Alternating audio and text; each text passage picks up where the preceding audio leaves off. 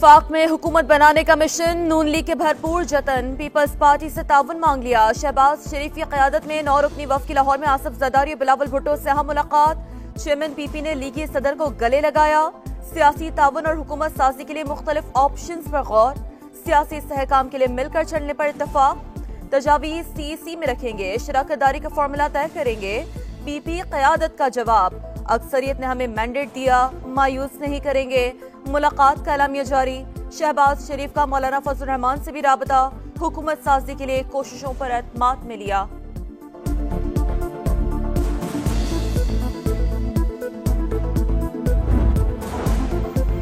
मुस्लिम league नून और MQM का भी सियासी ताउन और मिलकर चलने पर इत्तफाक। लाहौर में मुत्तहिदा के वफ़द की लीगी क़यादत के साथ अहम बैठक। नवाज शरीफ की शहबाज शरीफ को एमक्यूएम और पीपल्स पार्टी के दरमियान मुस्तालिहाना किरदार अदा करने की हिदायत। मुलाकात का अगला दौर जल्द होगा। खालिद मकबूल सिद्दीकी कहते हैं पीपल्स पार्टी समेत तमाम जमातों से बात की जानी चाहिए। मुतालबात और मुआहदे की खबरें झूठ करार।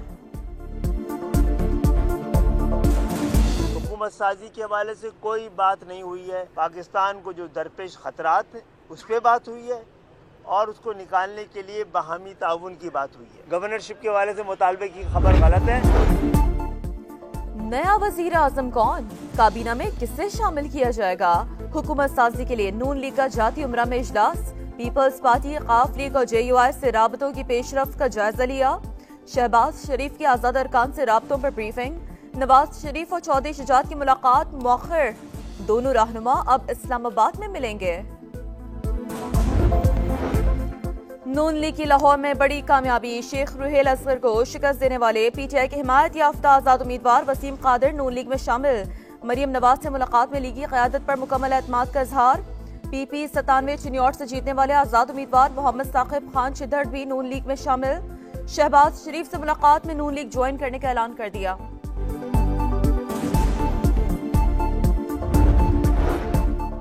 मुबैना धांधली के खिलाफ PTI के मुख्तलिफ शहरों में मुजाहरे। लाहौर में पुरतशद्दुद एहतजाज की कोशिश पर 30 अफराद गिरफ्तार। रावलपिंडी में पुलिस की मुजाहिरीन को मुंतशिर करने के लिए शेलिंग। पेशावर में PTI कारकुनों का मोटरवे पर धरना। कराची में इलेक्शन कमीशन दफ्तर के बाहर मुजाहरा। सियालकोट में उम्मीदवार रेहाना डार की क़यादत में एहतजाज। अटक में 300 मुजाहिरीन के खिलाफ मुकदमा दर्ज।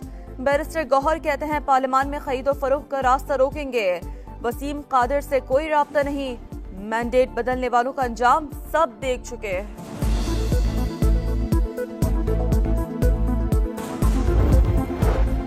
इंतखाबी नताइज के खिलाफ बलोचिस्तान भर में एहतजाज। क्वेटा का दीगर सूबों से जमीनी राब्ता मुनक़ता। क्वेटा, चमन, चाकी, लोरला, नसीराबाद, कलात, नोशकी, कला अब्दुल्ला खारान और सिबी में DRO ऑफिस के दफातर और कौमी शाहराहों पर एहतजाज।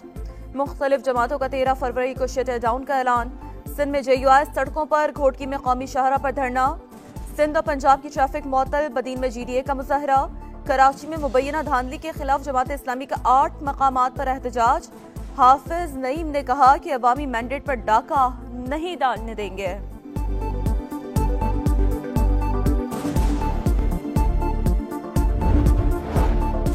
इलेक्शन में धांधली हुई, मुतादिद सियासी जमातों का इल्जाम। सिराजुल हक का इंतखाबात की तहकीकात के लिए कमीशन और चीफ इलेक्शन कमिश्नर से फौरी इस्तीफे का मुतालबा। मौलाना अब्दुल गफूर हैदरी ने कहा कि ऐसे इंतखाबात तारीख में नहीं देखे। डॉक्टर अब्दुल मालिक बलोच कहते हैं ठप्पे मारकर हमारी जीत को हार में बदला गया। ANP ने भी नताइज मुस्तरद कर दिए। एमल वली खान का दोबारा गिनती का मुतालबा।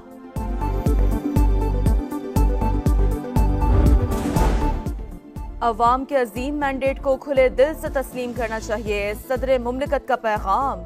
मुत्तहिद होकर तामीर नौ के लिए काम करने की अपील। कहा माजी की तलखियां दूर करने के लिए हकीकी मैंडेट जरूरी था जो नजर आ रहा है। मुश्किलात के बावजूद वोटर्स, बिलखुसूस खवातीन और नौजवान बड़ी तादाद में बाहर निकले। जमहूरियत की मजबूती के लिए वोट दिया।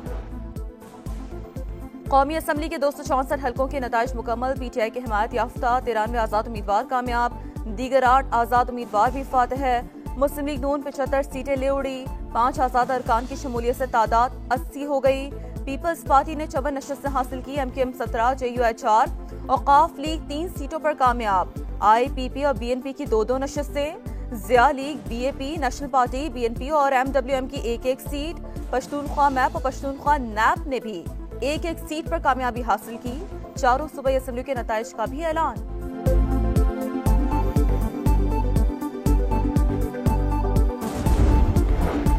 आम इंतखाबात में कामयाबी, MQM का कराची के जिना ग्राउंड में जश्न। खालिद मकबूल सिद्दीकी ने कहा कि 2018 में हमारी सीटें छीनकर PTI को दिलवाई गई थी। आज कराची की रौनकें लौट आने का वादा पूरा कर दिया। मुस्तफा कमाल बोले, सारा पिंड भी मर जाए तब भी हाफिज नईम चौधरी नहीं बन सकते। उनकी किस्मत में जुम्मे की नमाज के बाद एहतजाज लिखा है।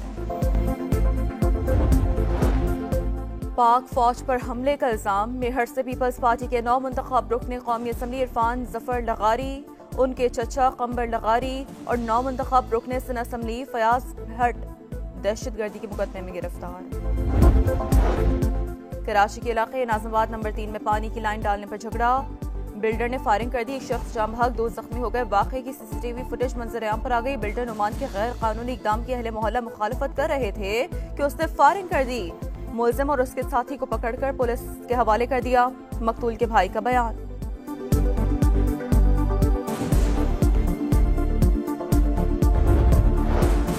कराची में नामालूम अफराद की फायरिंग के 2 वाकयात में 2 अफराद जाम बहक।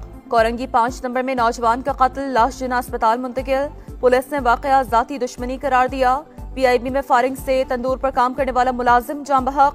कायदाबाद, करीमाबाद और नाथा खान पुल के करीब मुबैना मुकाबले 5 डाकू गिरफ्तार।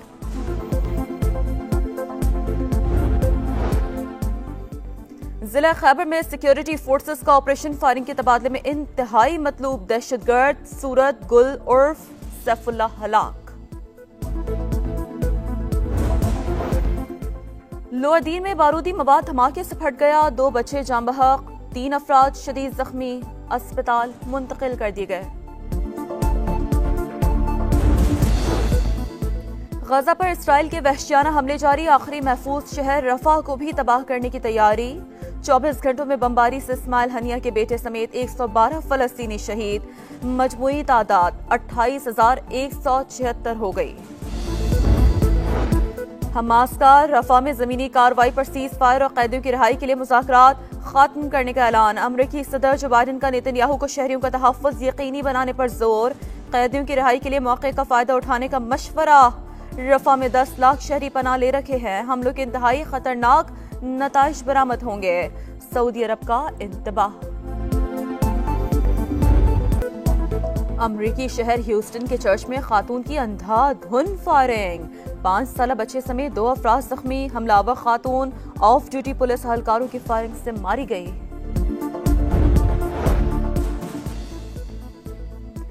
एक और बिजली बम तैयार, आइंदा 3 माह के लिए फी यूनिट कीमतों में 4 रुपए 40 पैसे इजाफे का इम्कान। मंजूरी की सूरत में बिजली सार्फिन पर 82 अरब रुपए का इजाफी बोझ पड़ेगा।